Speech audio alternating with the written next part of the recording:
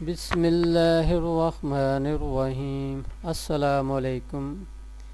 میاں herbal and روحانی treatment channel کی جانب سے آپ سے مخاطب ہوں۔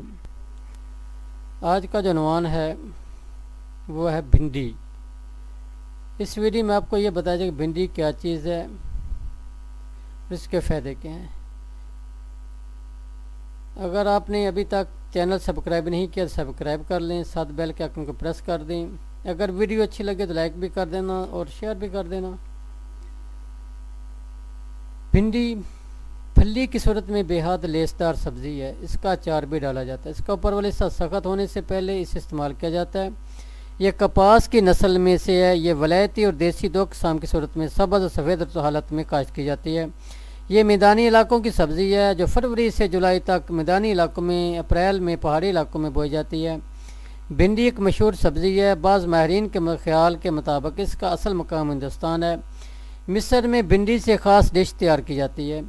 اس کی تاثیر کا باعث اہل بنگال زمانہ قدیم میں گلے کی خراش کے لیے استعمال کرتے تھے، اور اب نزلہ، زکام اور پیشاب کے امراض کا مثلا سوزاک وغیرہ کے لیے اس کا جو شاندار استعمال کیا جاتا ہے۔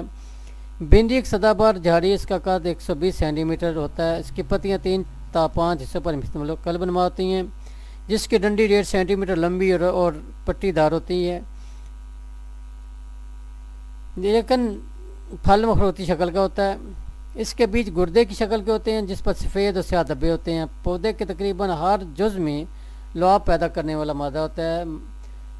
بھنڈی منی کو گاڑھا بھی کرتی ہے۔ بھنڈی کا پھل اور اس کے بیج بطور دوا استعمال ہوتے ہیں۔ اس کا ذائقہ پھیکا لعاب دار ہوتا ہے۔ اس کا مزہ درجہ دوم میں سرتارا ہے، لیکن بعض کے نزدیک معتدل ہے۔ بھنڈی قابض بھی ہے۔ اسے کھانے سے پیٹ میں ہوا پیدا ہوتی ہے، چنانچہ وہ اصحاب جن کے قوت ہضم درست نہیں رہتی وہ اسے استعمال نہ کریں۔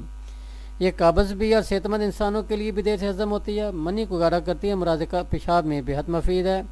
اسے کھانے سے پیشاب کی جلن دور ہوتی ہے۔ اللہ حافظ۔ پاکستان زندہ باد، اسلام زندہ باد۔